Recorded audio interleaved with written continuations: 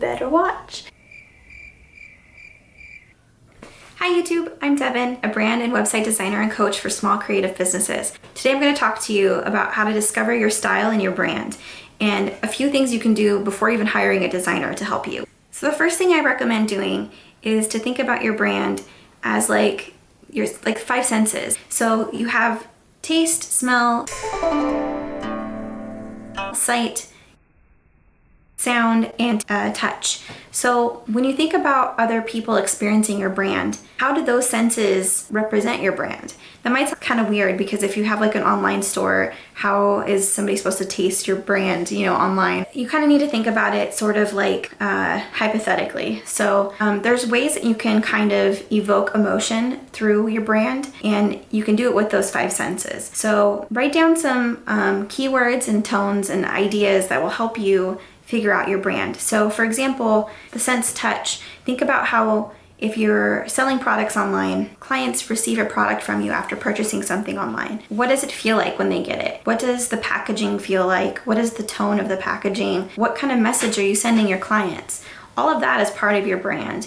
And so when you can figure out what kind of emotion you want to evoke out of your brand, people will really draw themselves to you. So write down some key ideas. Is your brand light? Is it colorful? Is it warm? Is it cold? Is it inviting? Like what kind of words do you want people to feel, and what kind of emotions do you want to evoke out of people that want to connect with you and your brand? Because that's really a big part of understanding your branding process before even creating a logo. Once you figure that out, I recommend going onto Pinterest. Pinterest is such a wonderful thing right now to have.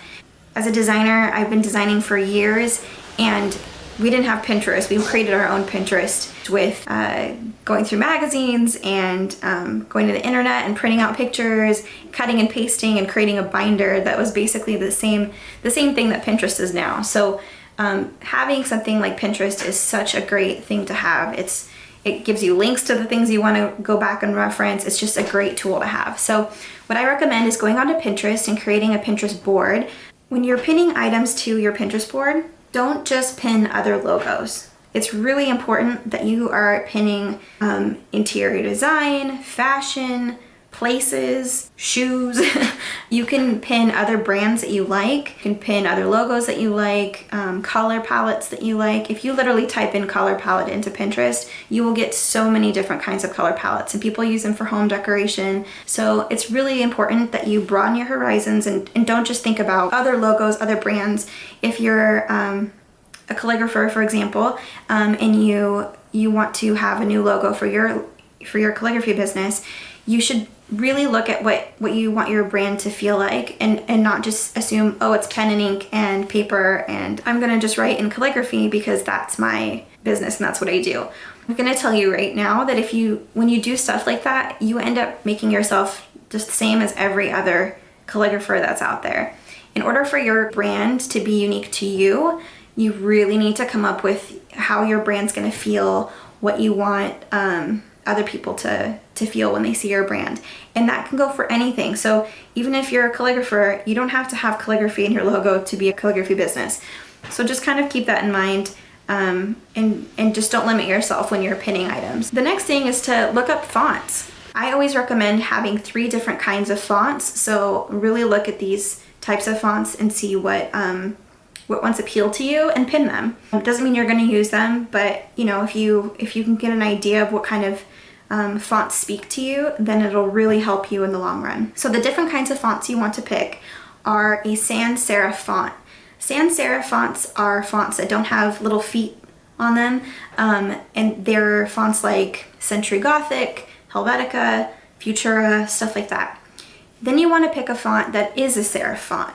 So something like Times New Roman, Garamond, something like that. Usually a serif font, if you have a body of text, is going to be the best thing for you to use. The reason that you do that is because when you're reading a big, huge block of text and you want people to really stay engaged, it's kind of a weird little trick, but the serifs actually help lead the viewers into the next word. So as you are reading an article and it's in a serif font, it actually makes it a lot easier for people to read because it just kind of keeps drawing them into the next part. So if you notice in a lot of books, Most books are in serif font, and that's a big reason why. Sans serif fonts are good for bodies of text, but usually smaller paragraphs, nothing too big, nothing too long. You can use them a lot for like subheaders or even just display text. The third kind of font I recommend getting is something more playful. It can be calligraphy looking font, hand lettered. It can be really playful. And usually I use these for big headers, really small words,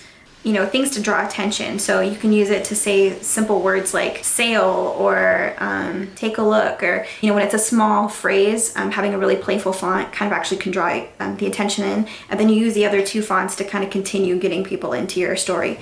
Those are the three like main things I really recommend, but I also kind of recommend, and I don't expect everybody to be able to draw, but if you can, try sketching out some ideas. And these can be so rough. Nothing needs to be perfect about them at all. But if you can kind of roughly sketch out just like shapes that kind of explain like, you know, what kind of, where you want your text to go, or if you like a circular logo, and, you know, like what appeals to you. So sketching out some ideas kind of can help that out a lot. Once you have your Pinterest board and everything figured out, one of the best things to do is to go back through and look at your board and see where you've been able to find some themes. A lot of the times you don't even realize that you have an aesthetic or a style until you start to see a bunch of stuff that you are really into all in one place. So that's one of the great things about Pinterest. If you can go on there and you can see some key themes that you're seeing on there. Are you seeing a lot of gold? Are you seeing a lot of geometric shapes? Are you seeing a lot of florals? What kind of stuff are you seeing that's really being drawn and starting to create a theme? You can create a document where you have these themes so that you can kind of see where your brand is starting to develop and where it's starting to go. Another really big thing that I would highly, highly recommend is this wonderful book.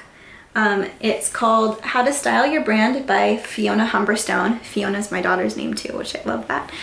But this book is great.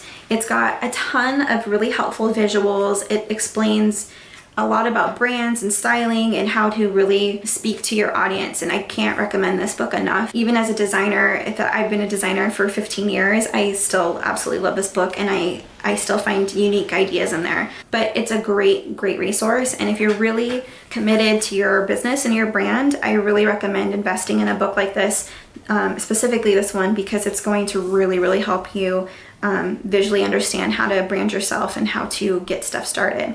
So this is all stuff you can do to figure out what you want your brand to look like without even hiring a designer. This is all before hiring a designer. So I hope this helped. Please like and subscribe below, and I would really like it if you could leave comments below and let me know what other kind of stuff you want to learn about with branding and, you know, your small business. Anything you are interested in to help you with your small business, please leave a comment below and I will try to come up with a new video related to those topics. In the description box below, you will also see links to my website and my blog and my Instagram account, and I hope to see you guys later. Thanks for watching. Bye.